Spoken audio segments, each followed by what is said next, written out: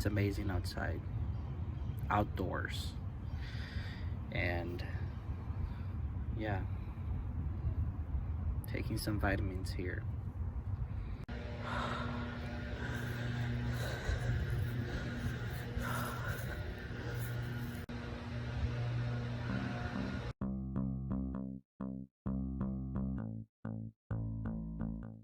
Guys, this is the paradise for any artist and illustrator. Look, I'm at Michael's here in New Jersey, and they have the COPICs here. I'm updating my materials, so some pen and paper for me to paint more. And I'm in love. I want to take everything with me.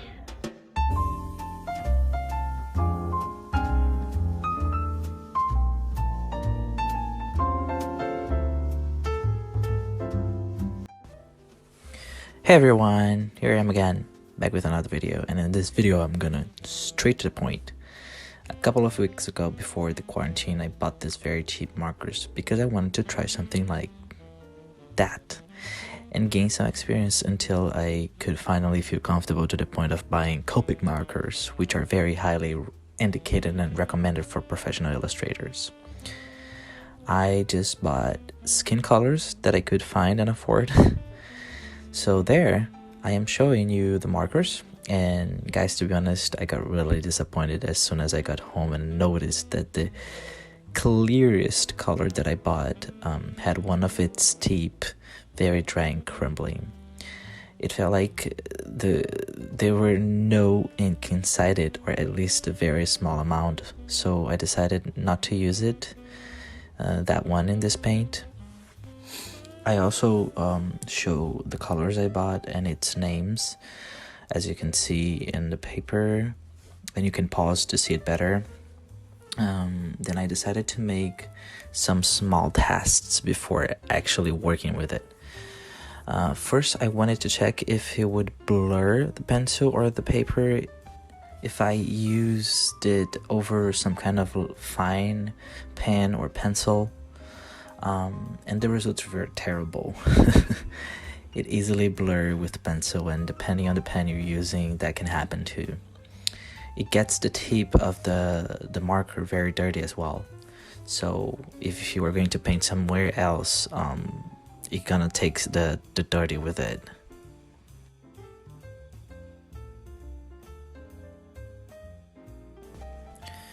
And then I decided to test the blending and some shadow and light techniques to see what would happen. I didn't like it very good. I actually didn't like it at all.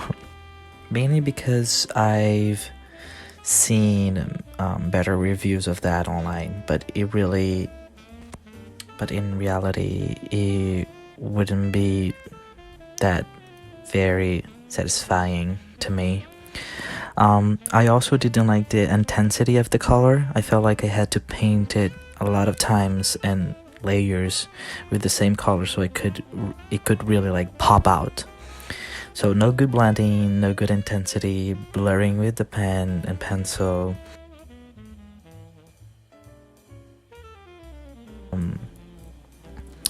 I still wanted to see the final result in the drawing, so then I started sketching, and for that I found this really beautiful woman on Pinterest. I thought she had a very distinguished beauty. After that, I started like sketching, and then I covered it with my fine line pens. I added a lot of layers and to create this idea of realism with the shadow and light contrast. During the process of painting it, I wasn't really confident about the result, but I insisted to know where it would take me to. Make sure there's nothing behind the paper when you are using one of those, if you want to use one of these markers, because the ink easily crosses the pages. So yeah, and if you're wondering, I paid only $4 for each of the markers I bought, so it's really affordable.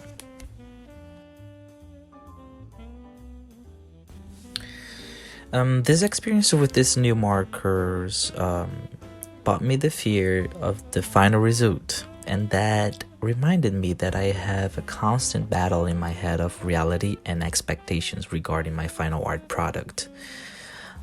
When I'm planning an illustration or drawing or the idea of it in my head, the concept looks perfect for what I want to achieve. It seems that everything can be planned towards where I want to go. But in reality, things are not like that, right? For example, there are some materials that you can even better control and handle it in a way that you will always be in control of the painting. There are others, drawings and paintings and inks, that I personally, halfway through of the process, I start to fear where it might be taking me.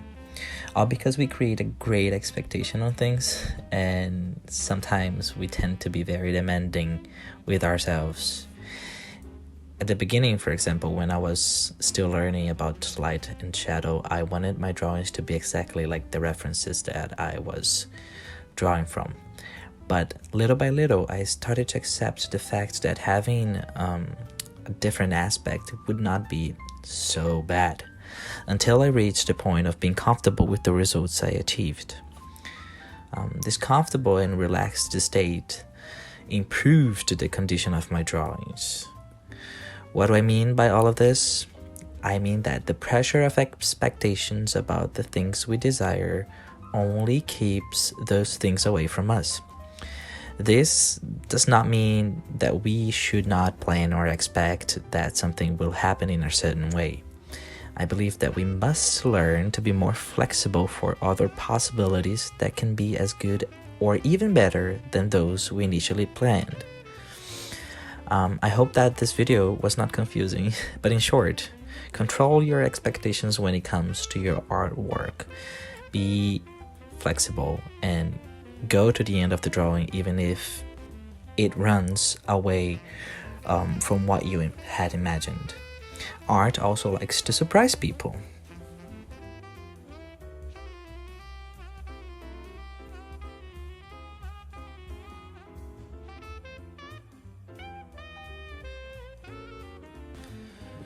Well, that was pretty much it, guys.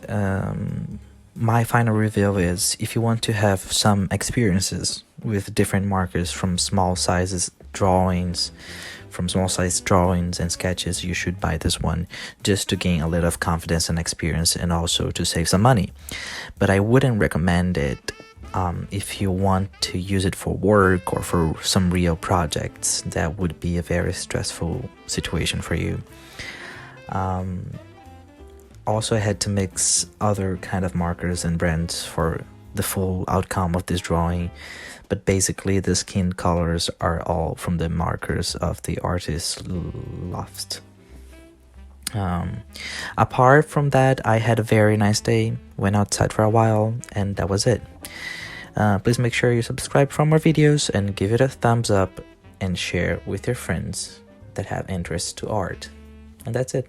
Thanks for watching.